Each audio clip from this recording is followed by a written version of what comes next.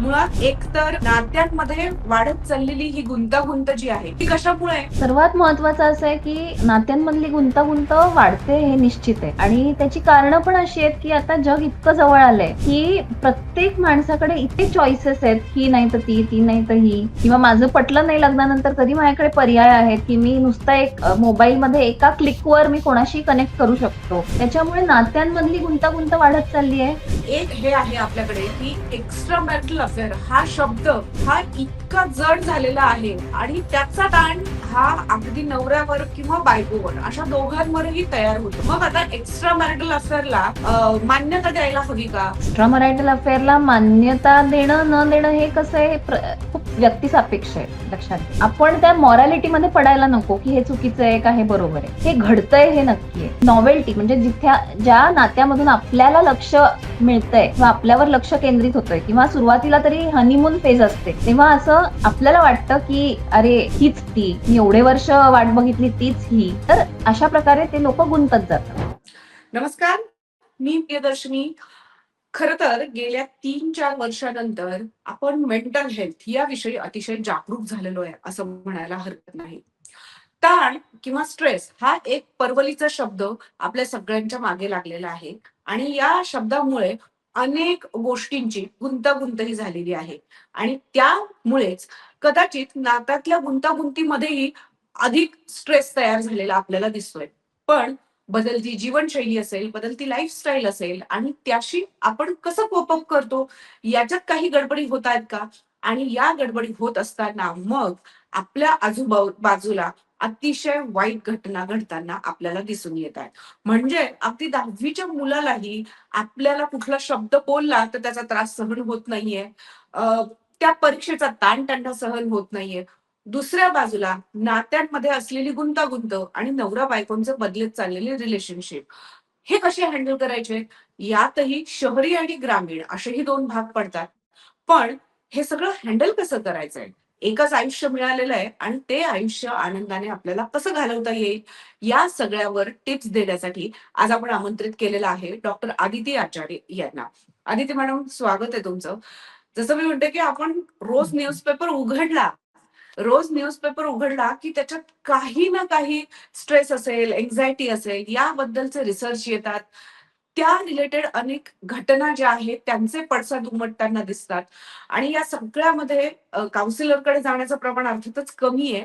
पण मुळात एकतर नात्यांमध्ये वाढत चाललेली ही गुंतागुंत जी आहे ती कशामुळे आहे आणि ती आपल्याला सरळ सोपी करता येऊ शकेल का? प्रियदर्शनी, खूप चांगला प्रश्न आहे आणि खूप चांगला विषय तुम्ही निवडलाय आजच्या ह्याच्यासाठी. सर्वात महत्वाचं असं आहे की नात्यांमधली गुंतागुंत वाढते हे निश्चित आहे आणि त्याची कारणं पण अशी आहेत की आता जग इतकं जवळ आलंय की प्रत्येक माणसाकडे इतके चॉईसेस आहेत, ही नाही तर ती नाही तर ही, किंवा माझं पटलं नाही लग्नानंतर तरी माझ्याकडे पर्याय आहेत की मी नुसता एक मोबाईलमध्ये एका क्लिकवर मी कोणाशी कनेक्ट करू शकतो, कोणाशीही बोलू शकतो. आणि माझं दुसरं म्हणजे मला एखादं दुसरं नातं जर पुढे कंटिन्यू करायचं असेल तर ते मी खूप सहजासहजी करू शकतो. पूर्वी एवढी साधनं नव्हती. पूर्वी जग एवढं जवळ आलेलं नव्हतं. आपण आपल्या जुन्या मित्र-मैत्रिणींशी कनेक्ट करू शकत नव्हतो इतक्या इझिली. कारण कम्युनिकेशनची साधनं तेवढी नव्हती. तर आता काय झालंय, आता ह्या सगळ्या ग्लोबलायझेशन आणि एवढं म्हणजे कम्युनिकेशनची साधनं उपलब्ध आहेत. सोशल मीडिया आहे, इंटरनेट आहे. ह्याच्यातून आपण कोणाशीही कधीही संवाद साधू शकतो. त्याच्यामुळे नात्यांमधली गुंतागुंत वाढत चालली आहे, ह्या एका अनुषंगाने. दुसरी गोष्ट अशी आहे की आपलं आयुष्य तितकं फास्ट झालंय, इतकं म्हणजे आपल्याला नोकरीवरचं प्रेशर असतं, ताण असतो, घरचंही बघायचं असतं सगळं. त्याच्यामुळे जीवनशैली ही बदलत चालली आहे माणसांची आणि त्याच्यामुळे एकमेकांना द्यायला तेवढा पुरेसा वेळ नाहीये. तर एकतर वेळ नसणं, त्याच्यामुळे नातेसंबंध दुरावतात आणि त्याच्यामुळे कधी-कधी माणसं बाहेर हे सुख शोधायला लागतात. असंही घडतंय. एक हे आहे आपल्याकडे की एक्स्ट्रा मॅरिटल अफेअर हा शब्द हा इतका जड झालेला आहे आणि त्याचा ताण हा अगदी नवऱ्यावर किंवा बायकोवर अशा दोघांवरही तयार होतो.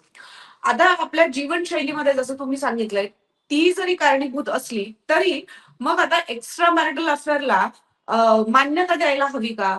किंवा जर असं असेल तर त्या कपलने नक्की हे हँडल कसं करावं?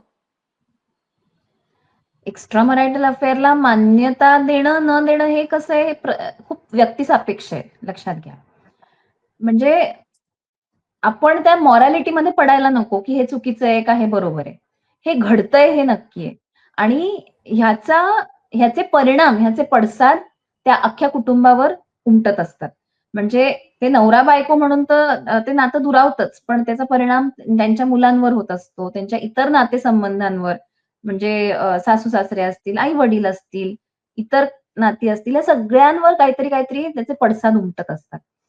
तर त्याच्यामुळे कसं आहे, की इथेच सगळी गडबड होते, की आपलं जे नातं आहे, तिथं काय चुकतंय, हे बघायच्या ऐवजी कधी-कधी लोकं बाहेर असे दुसरी नाती फुलवायचा प्रयत्न करतात.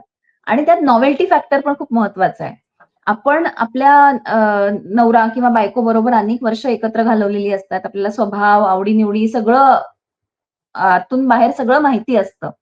त्यात हळू-हळू काय होतं, ते नाविन्य चाललं जातं. आपण रोजच्या आयुष्यात अडकून जातो. विषयही काय असतात, तर आपण मुलांबद्दलच जास्ती बोलत असतो. बऱ्याच कपल्समध्ये असं होतं, की त्यांचं असं स्वतःचं दोघांचं असं रोमॅन्टिक लाईफ काही उरत नाही. फक्त मुलं किंवा नातेसंबंध किंवा नोकरी याबद्दल बोलणं होतं.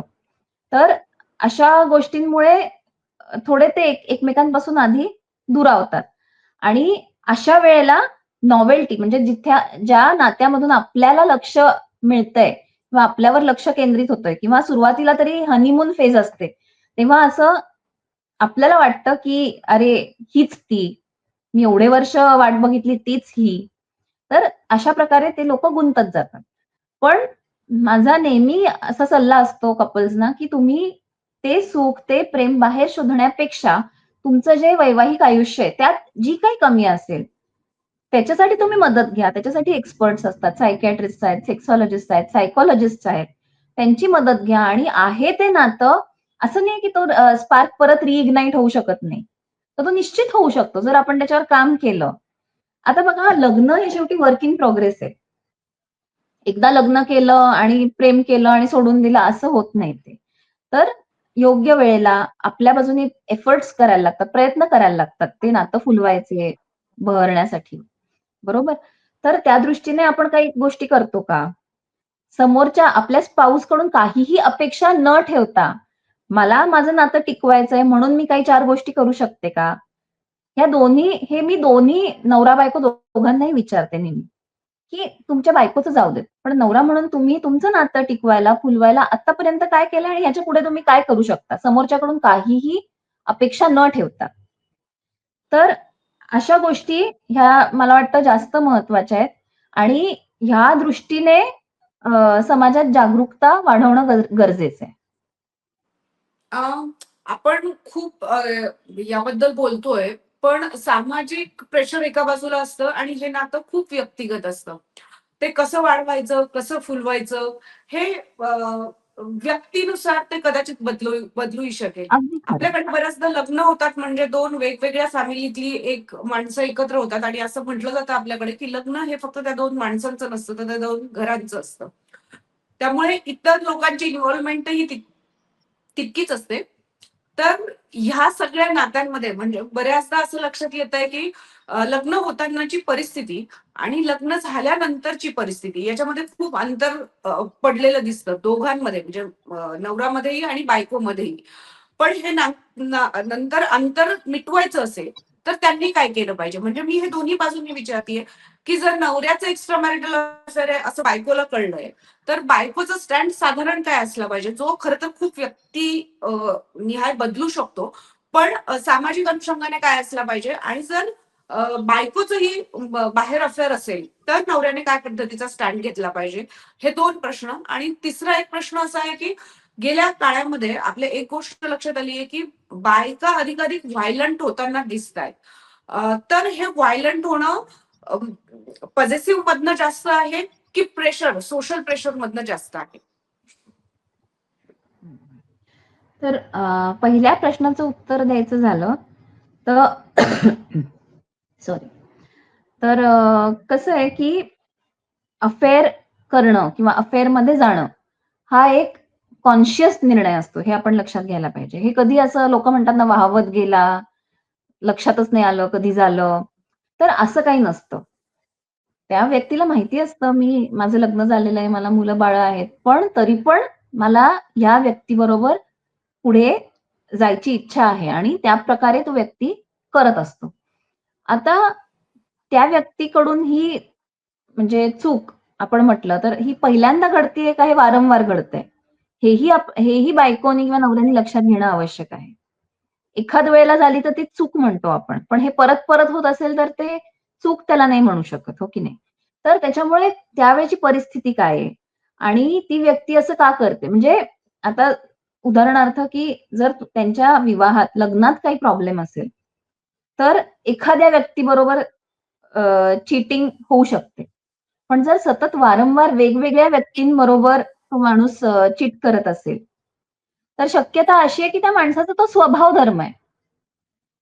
त्याच्या स्पाउसमध्ये काही कमी आहे किंवा त्यांच्या नात्यात काही कमी असेलच असं नाही. तर त्याच्यामुळे हा निर्णय आपला नवरा किंवा बायको त्याचा स्वभाव कसा आहे? त्याचं एरवी वागणं कसं आहे? हे पहिल्यांदा घडतंय का वारंवार घडतंय? ह्यावर अवलंबून असेल, की त्या बायकोनी काय स्टँड घ्यायचा किंवा नवऱ्याने काय स्टँड घ्यायचा या बाबतीत. की हे एक चूक झाली आणि आता ह्याच्यापुढे असं घडणार नाही. ह्याच्यासाठी प्रयत्न करून पुढे जायचं का नातं तिकडेच स्टॉप करायचं? तर हे या गोष्टीवर अवलंबून आहे. आता जेव्हा आपण म्हणतो, की त्या नात्यात काय कमी आहे, तिथे बघितलं पाहिजे. बरोबर आहे. तर कधी-कधी काय होतं आपण एकमेकांना खूप गृहीत धरतो. म्हणजे माझ्या मनातलं समोरच्याला न बोलताच कळलं पाहिजे. आता एवढे वर्ष एकत्र राहतो, त्याला माहिती पाहिजे मला हे आवडतं. मला मला ह्यानी छान वाटतं, हे केल्याने बरं वाटतं. तर असं ह्या ज्या आपल्या अपेक्षा असतात ना, त्या कुठेतरी रास्त नसतात. म्हणजे कोणालाही कोणाच्याही मनातलं असं जोपर्यंत व्यक्ती बोलत नाही तोंडाने, तोपर्यंत कळू शकत नाही खरं तर. पण आपल्याला असं वाटत असतं, नाही, नाही माझा पार्टनर आहे, माझा नवरा आहे म्हटल्यावर त्याला सगळं कळायला पाहिजे. तर आपल्या ज्या अपेक्षा आहेत, आपल्याला जे म्हणायचंय किंवा आपल्याला जे सांगायचंय किंवा आपल्याला समोरच्याकडून जे हवंय, ते आपण उघडपणे बोलायला पाहिजे. तर ओपन कम्युनिकेशन पाहिजे नवरा-बायकोंमध्ये, की आपल्याला समोरच्याच्या कुठल्या गोष्टी आवडतात, कुठल्या खटकतात. आपल्याला काय केल्याने छान वाटतं, हेही सांगता यायला पाहिजे. नाहीतर मग असे गैरसमज वाढत जातात. आणि काय होतं ओपन कम्युनिकेशन नाही झालं, म्हणजे त्या वेळेला आता कसं भांडणं प्रत्येक कपलमध्ये होत असतात. बरोबर आहे? पण ते कपल कसं हाताळतं? तुम्ही बघितलं असेल काही कपल्समध्ये असं असतं, की भांडतात, खूप भांडतात. मग आठवडाभर एकमेकांशी अजिबात बोलत नाहीत. अबोला धरतात. आणि मग एक आठवड्याने जसं काही सगळं नॉर्मल आहे, काही घडलंच नाही असं बोलायला लागतात. तर हा पॅटर्नही चुकीचा आहे. चुकीचा म्हणजे का? कारण जो काही कॉन्फ्लिक्ट असतो, जो काही प्रॉब्लेम आहे तो रिझॉल्व्हच झाला नाहीये. आणि तुम्ही परत इट इस लाइक म्हणजे झाडू मारलाय आणि केर सरकवून दिलाय कोपऱ्यात किंवा कार्पेटच्या खाली. तर तो केर तर नाहीसा होणार नाही. ती घाण नाहीशी होणार नाही. तर त्याचा कधीतरी वास तुम्हाला येणार. तर तसंच आहे. मग पुढच्या वेळेला जेव्हा भांडण होतं, तेव्हा सगळ्या जुन्या-जुन्या गोष्टी आपण काढतो उकरून. जुने-जुने रेफरन्सेस काढतो. "तू तेव्हा पण असंच केलं, तेव्हा असं झालं, तसं झालं." तर अशा प्रकारच्या गोष्टी होतात. त्याच्यामुळे आम्ही नेहमी सांगतो, की तुमचं जे काही कॉन्फ्लिक्ट असेल, तुम्ही बेडमध्ये झोपायच्या आधी ते रिझॉल्व्ह करून मग झोपा. 2 वेगळ्या हो, व्यक्ती म्हणजे म्हटल्यावर मग खूपदा असं होतं की ती तशीच राहतात आणि नंतर कधीतरी ठिणगी पडते, तेव्हा मग ह्या हो. सगळ्या गोष्टी एकत्र बाहेर निघतात आणि मग नंतर लक्षातच येत नाही की मुळात भांडण कशावरून झालं होतं. तर ह्या सगळ्या खूप डे टू डे लाईफ मधल्या गोष्टी असतात, ज्या कदाचित आपण खूप लाईटली घेऊ शकतो. खूप सहज त्याच्या ह्याच्यावर बोलू शकतो, हाताळू शकतो. पण ज्या पद्धतीनं वर्तमानपत्रामध्ये बातम्या येतात, काही सेलिब्रिटीजची लग्न जी आहेत ती मोडली जातात. या बरोबरीनं आता आपण जे काही प्रकरण सध्या बघतो आहोत, त्यामध्येही कधीतरी गर्भपाताचा कुठलातरी एक कागद हातात येतो आणि मग त्याच्यानंतर डोक्यामधले काहीतरी विचार घुमायला लागतात आणि भांडणं होतात आणि मग त्याची परिणती अतिशय वाईट घटनांमध्ये होते. हे आपण जे बोलतोय हे खूप वरवरचं बोलतोय. खरं तर फार डिटेलिंग आपल्याला कुठल्याही कपलच्या पर्सनल आयुष्यामध्ये नसते. टोकावता येत नाही. त्याच्यामुळे पर्सनल तिथे काय झालेलं आहे हे आपल्याला सांगता येत नाही. तरीही एखाद्याने कुठल्याही टोकाचा निर्णय घेणं, मग तो घटस्फोटाच्या टोकाचा निर्णय असेल किंवा इतर कुठलाही निर्णय असेल. तर या निर्णयापर्यंत पोहोचण्याआधी काय पॅरामीटर्स लावली पाहिजे किंवा काय क्रायटेरिया लावला पाहिजे, की तो निर्णय आपण शांत चित्ताने घेतलेला आहे आणि त्या निर्णयावर मग पुढे आपल्याला कॅरी फॉरवर्ड करता आलं पाहिजे. मग तो घटस्फोटाचा का असेना. अगदी खरंय. खूप चांगला प्रश्न आहे. कसं होतं, की आपण बऱ्याचदा जेव्हा भावनांच्या खूप इमोशनल टर्मॉइलमध्ये असतो, म्हणजे खूप भावनिक झालेलो असतो, एखादी गोष्ट आपल्याला कळते आणि आपण कधी-कधी खूप पटकन निर्णय घेऊन मोकळे मोकळे होतो. आणि कधी-कधी जेव्हा आपण शांत होतो काही दिवसांनी, तेव्हा आपल्याला कधी-कधी रिग्रेट होतो त्या निर्णयाबद्दल, की "अरे, मला हे नको करायला पाहिजे होतं. मी असं नको वागायला पाहिजे होतं." किंवा कधी-कधी जेव्हा आत्महत्येचा लोकं विचार करतात, एवढा टोकाचा विचार येतो मनात. तर त्यावेळेला आम्ही नेहमी सांगतो, की जेव्हा खूप तुम्ही इमोशनली डिस्टर्ब्ड असता, तेव्हा कुठलेही महत्त्वाचे निर्णय घेऊ नका. आत्महत्येचे विचारही काही मिनिटांसाठी खूप स्ट्राँग असतात.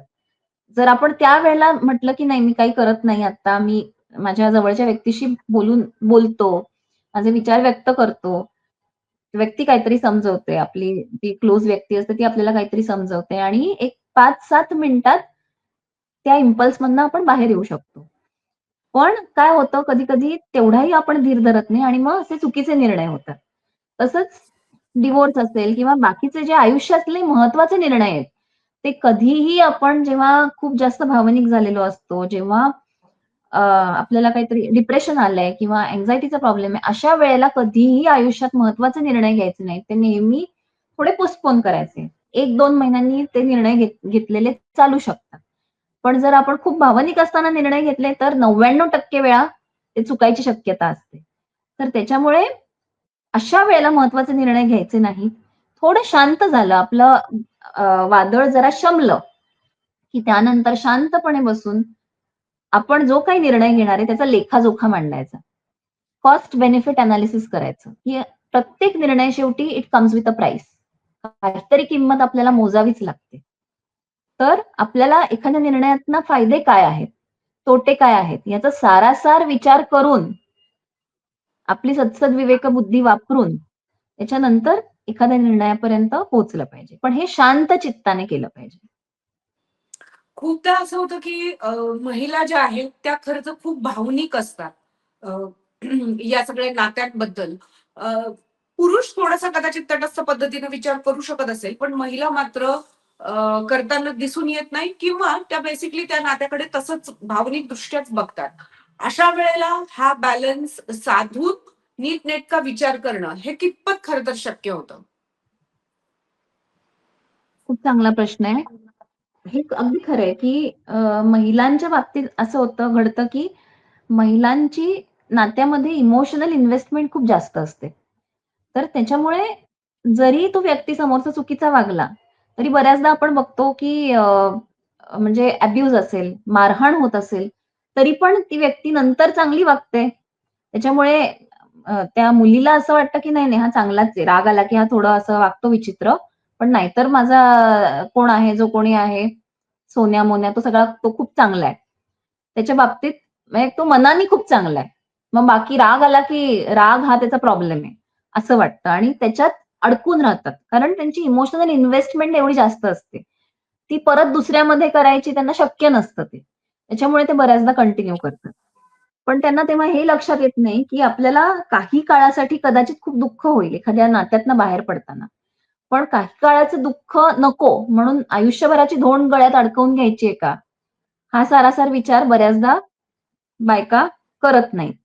तर हे करायची गरज आहे आणि तुम्ही म्हणलात तसं बऱ्याचदा असं होतं, की त्या नात्यातल्या प्रॉब्लेम्समुळे किंवा इतर प्रॉब्लेम्समुळे, ॲडजस्टमेंट प्रॉब्लेम्समुळे एखादी व्यक्ती डिप्रेस्ड असते.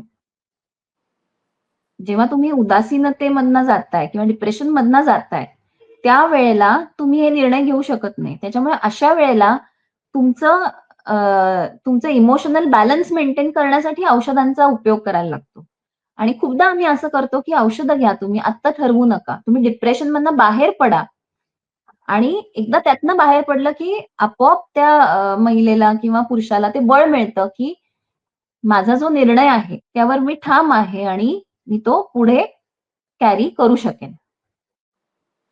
तर तिकडे मी म्हटलं तसं भावनिक वादळ शमवायला आपल्याला जे काही करणं आवश्यक आहे, काउन्सिलिंग असेल, मेडिकेशन असेल, ते करणं खूप आवश्यक आहे. काउन्सिलिंग आणि मेडिकेशनवर पण जाणं मला असं वाटतं, की आजच्या घडीला नात्यांसाठी या गोष्टींचा उपयोग करणं म्हणजे लोकांना खूप असं वाटतं, की अरे हे काहीतरी फारच विचित्र आहे किंवा ॲबनॉर्मल आहे किंवा अगदीच टोकाला गेल्यानंतर मग या गोष्टींकडे जावं, वळावं असं बऱ्याचदा चिन्ह दिसून येत आहेत. एक माझं ऑब्झर्वेशन आणखीन आहे, की मुली ज्या आहेत, ज्या सुशिक्षित आहेत, त्या बऱ्याचदा एका बाजूने म्हणजे कुठल्याही प्रकारची हिंसा होत असेल, तर त्याच्या ह्याच्यातनं त्या नात्यातनं बाहेर न पडता, त्या घरातून बाहेर न पडता, ते दुसरे मार्ग निवडताना दिसून येतात. त्याच्या एक्झॅक्ट विरोधी आपल्याला दिसून येतं, की ज्या कमी शिकलेल्या आहेत किंवा आर्थिक उत्पन्न ज्यांचं कमी आहे, त्या महिला मात्र धाडसाने अगदी मुलांनाही घेऊन बाहेर पडताना आपल्याला दिसून येत आहेत. तर ही याच्या मागची नक्की मानसिकता काय आहे? सुशिक्षित मुली ह्या जास्त कमजोर होतायत का? या मेंटली जास्त वीक आहेत का? की त्या निर्णय घेऊ शकत नाहीये? किंवा कुठला निर्णय घेण्याची वेळ येते. तेव्हा अर्थात तुम्ही जसं सांगितलं, की कुठल्या निर्णयाची एक किंमत असते, एक प्राईस असते. ती प्राईस देण्याची यांची तयारी नाहीये. नक्की हे कशामुळे घडतंय?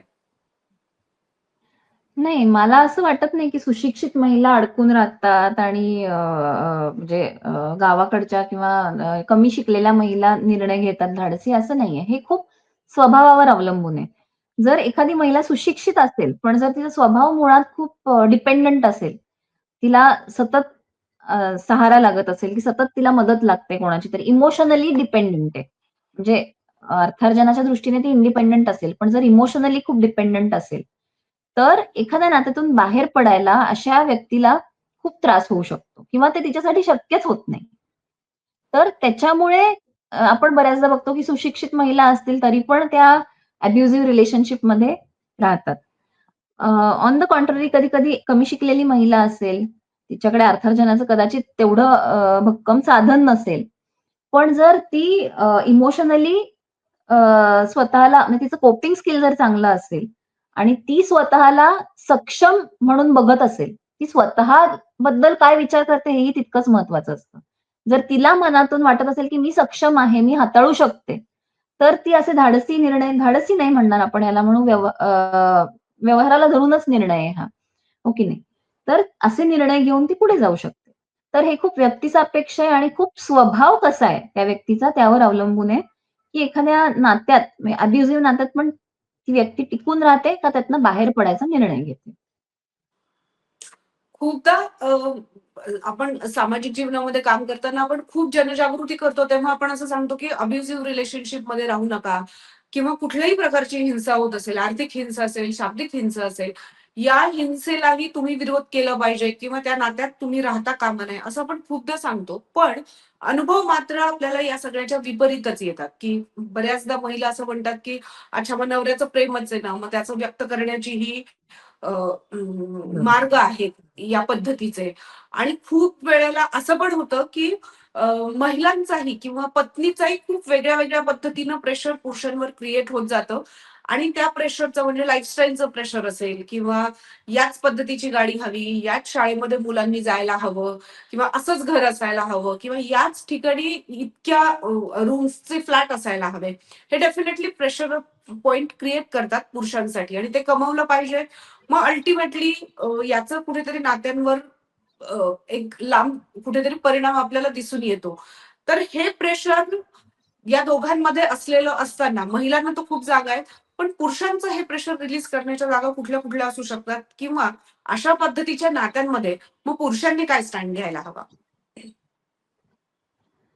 सर्वप्रथम मला असं वाटतं, की नात्यांमध्ये पुढे जे तणाव होतात, ते थोडेसे आधी जर आपण डोळसपणे एखाद्या व्यक्तीशी लग्न केलं तर बऱ्याच गोष्टी टळू शकतात. म्हणजे साधारण जे पुरुषांवर प्रेशर असतं, की अशाच शाळेत पाहिजे किंवा तसंच. तर ह्या गोष्टी थोड्याशा लग्नाआधी कळू शकतात, की विचारांमध्ये कितपत लवचिकता आहे, अपेक्षा काय आहेत.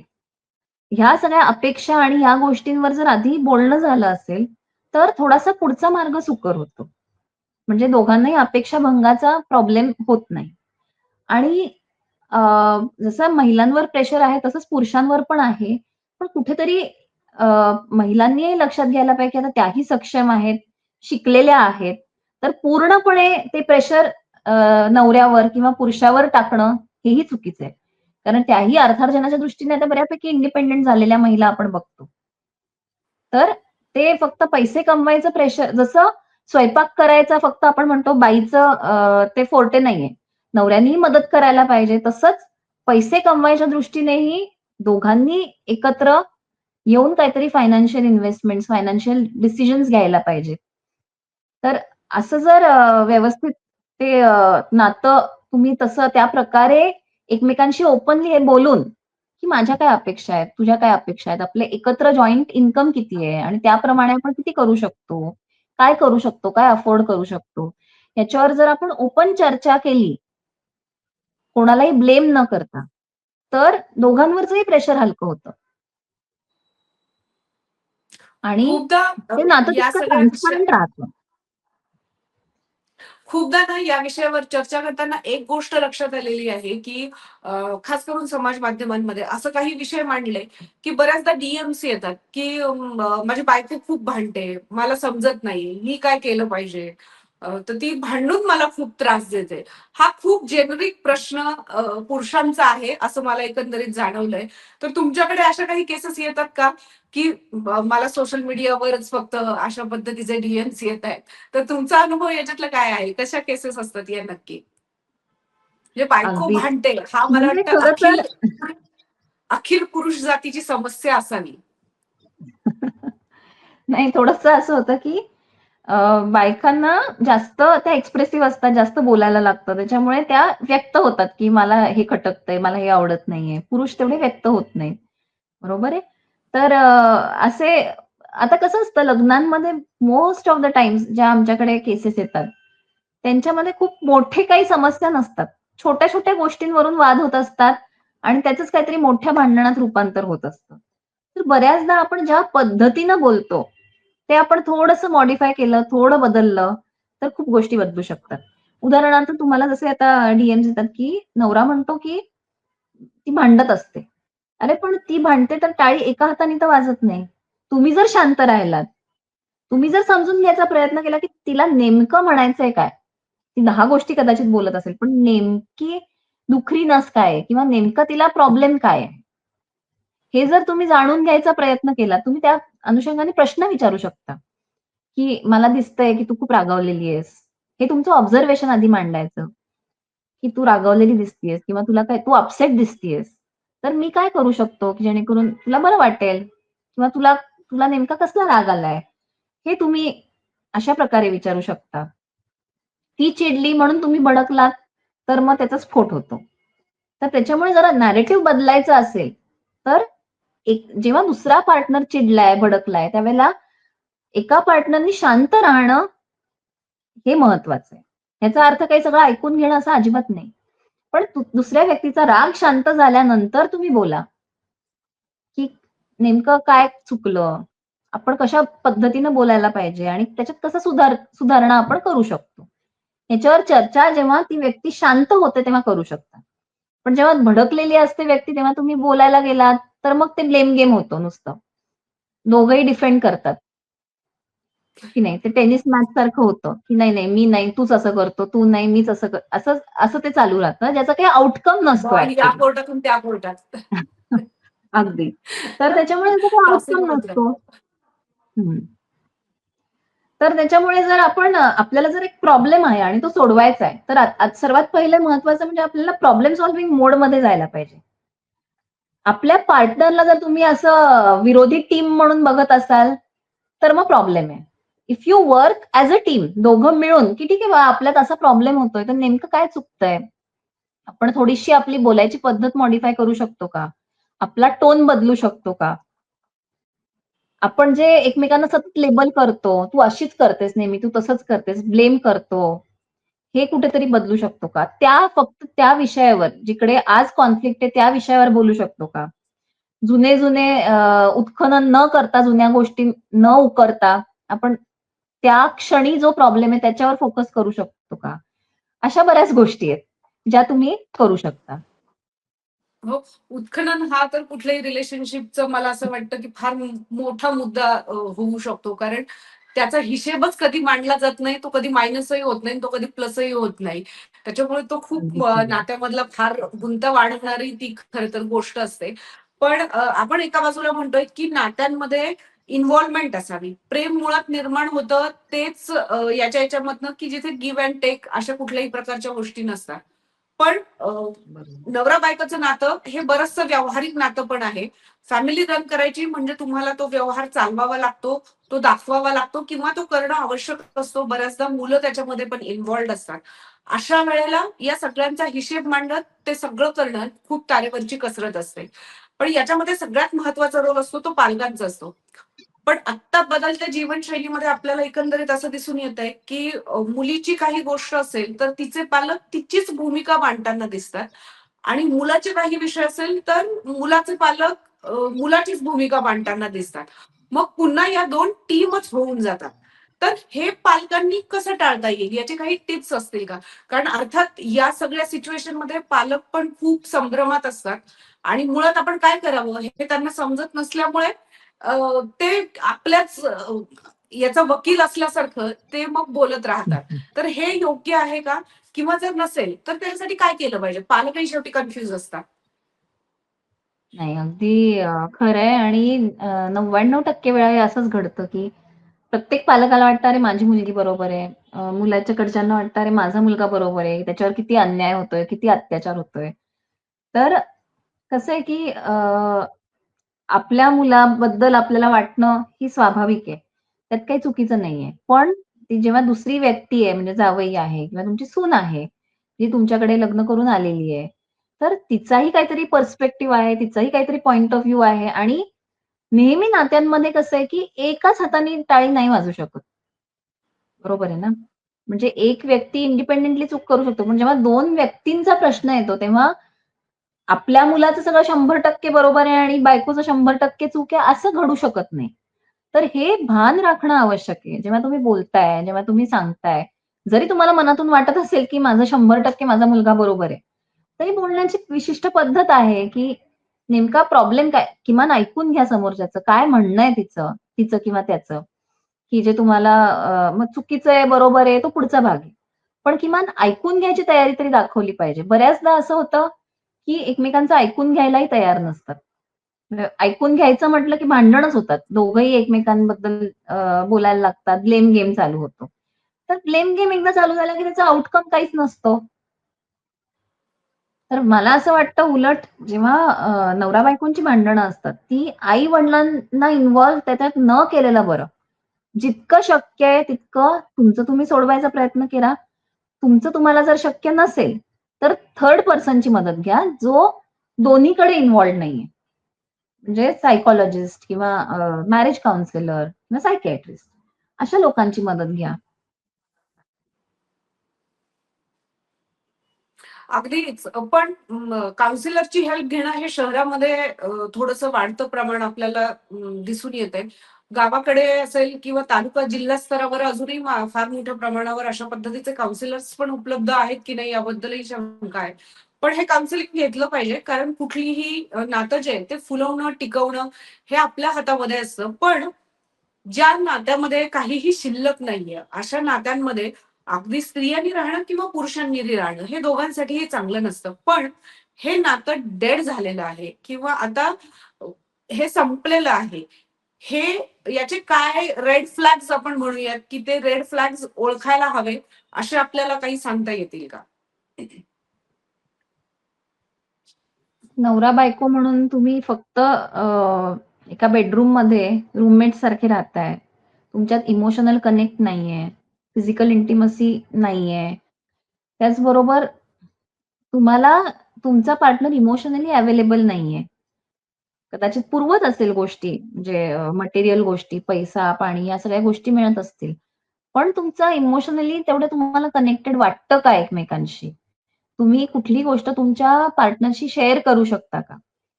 तुमच्या पार्टनरला घरी आल्यावर तुमच्याशी बोलावसं वाटतं का? का तुम्ही दोघंही आपल्या आपल्या विश्वात असता? तर हे सगळे रेड फ्लॅग्स आहेत. आता परत असं पण आहे ह्याच्यात, की जर हे दोघांनाही खटकत असेल, तर त्याला आपण प्रॉब्लेम म्हणू शकतो. जर दोघांनाही ते खटकत नसेल, त्यांना ओके वाटत असेल, तर कोणी काही म्हणायचा प्रश्नच नाही.